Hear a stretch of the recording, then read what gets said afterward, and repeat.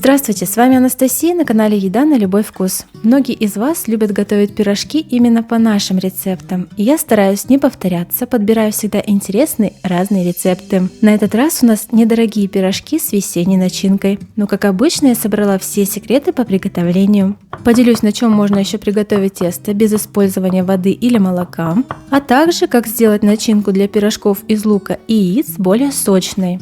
Кроме этого, разберемся, почему пирожки могут раскрываться при жарке. Об этом и о многом другом по порядку. И, пожалуйста, не забывайте подписываться на канал, проверьте, нажат ли колокольчик, чтобы не пропускать новые видео. Делитесь рецептом с друзьями. И, конечно, каждый ваш комментарий для меня важен. Это лучшая благодарность, я их все читаю. Давайте скорее начнем. Всего по рецепту отмерено 500 граммов муки для теста. Желательно ее, конечно, просеять, чтобы разбить вот эти самые комочки. Высыпаем половину чайной ложки соли. Позже вы поймете, почему так соли мало. Также сразу высыпаем быстродействующие сухие дрожжи. Если в пачке их 12 грамм, то 6 граммов отмеряем. А если в пачке 10, то понадобится 5. Бывают крупные, обычные сухие дрожжи. Их размешивайте сначала в небольшом количестве теплой воды. И затем только добавляйте в тесто. Иначе эти самые крупинки могут просто не раствориться при таком сухом введении. Теперь то, что придает неповторимый особый вкус тесту для пирожков. Это рассол, а точнее маринад.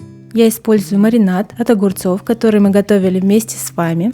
Кстати, напишите, пожалуйста, в комментариях, как они вам по вкусу, кто приготовил. Мне очень интересно. Сколько же добавить маринада? В нем уже есть соль, поэтому в муку мы добавляли соли меньше. Есть также сахар и уксус, который улучшает структуру теста, делая его более пластичным, улучшается цвет и клейковина. Не забываем еще ввести в тесто для жареных пирожков буквально 2 столовые ложки растительного масла. Ах да, я забыла сказать, что маринад изначально нужно подогреть до 38-40 градусов. Добавляем его столько, чтобы смочить всю сухую составляющую теста. И не слушайте тех, кто говорит, что если масло добавлено в тесто, то такое тесто впитает больше масла со сковороды. Это совсем никак не связано. И, конечно, не забывайте, что вкус теста напрямую будет отражать те специи, которые были у вас в маринаде. Теплого маринада у меня ушло 300 мл, но это количество может быть слегка увеличено, так как мука разная, и этой жидкости может не хватить, чтобы получить тесто нужной нам мягкости. Взгляните на само тесто. Оно мягкое, но при этом не оставляет тесто на руках. Собираем тесто в ком, оставляем накрыв в теплом месте на 60 минут. Если воздух сухой, то лучше накрыть не полотенцем, а пленкой или тарелкой, крышкой, либо намочите полотенце, сделав его влажным, чтобы тесто не покрылось корочкой. И обязательно избегайте сквозняка при брожении теста. Большой пучок зеленого лука нарубим мелко.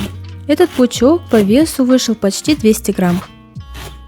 Далее кубиками нарубим вареные яйца, 7 штук. Вполне хватит для всего теста. И еще напишите, у кого есть специальный измельчитель для яиц и овощей, который кубиками измельчает. Как часто вы им пользуетесь? Или все-таки он лежит без дела? Чтобы получить сочную начинку из лука и яиц, растопим кусочек сливочного масла с небольшим количеством растительного масла. Сливочное масло дает вкус, а растительное не так застывает после остывания пирожков. Прогреваем в масле лук. Не жарим, а лишь прогреваем немного. Выключим. Добавим измельченные яйца и, конечно же, соль, перец по вкусу. Перемешиваем, начинка готова. Я думаю, вы видите, какая она максимально сочная, но при этом сохранила свои вкусовые качества. Пусть остывает до теплого состояния, не обязательно дождаться, пока она полностью охладится.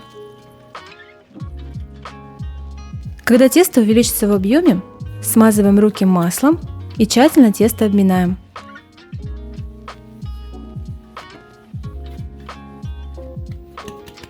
Разделим все тесто на шарики.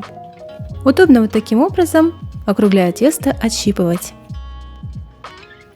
Получилось 12 штук, около 70 грамм весит каждый. Накрываем тестом от образования корочки и можем лепить пирожки. Раскатываем шарик заготовку в круг. Заметьте, я не пользуюсь ни мукой и больше не беру масло.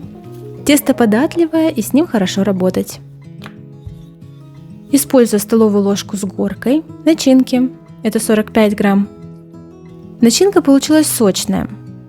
И чтобы во время подъема пирожков перед жаркой швы не разошлись, старайтесь, чтобы совсем ни капли начинки не попадало в швы.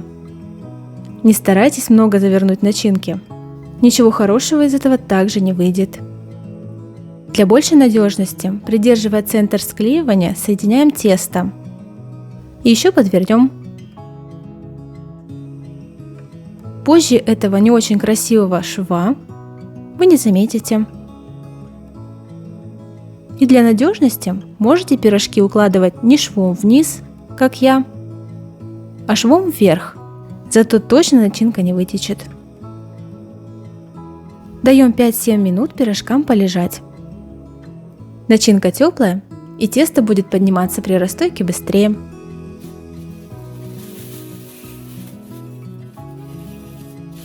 И начнем жарить прямо с первых, опуская тесто в уже разогретое масло, швом вниз.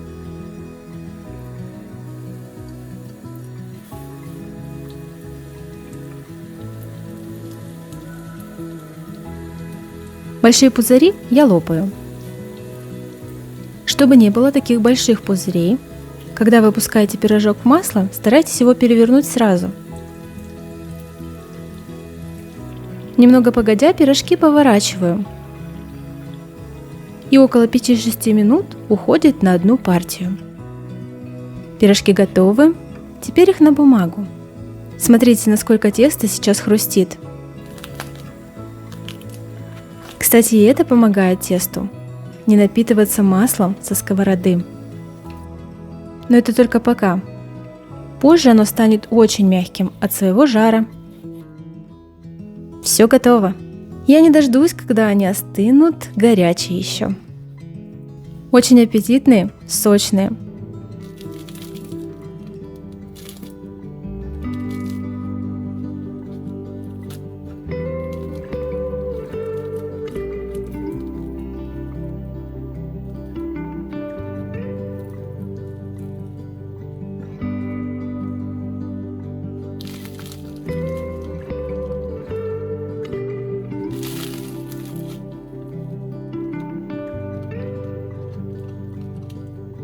Тесто светлое внутри, пышное, со вкусом маринада, который отлично подходит для такой начинки.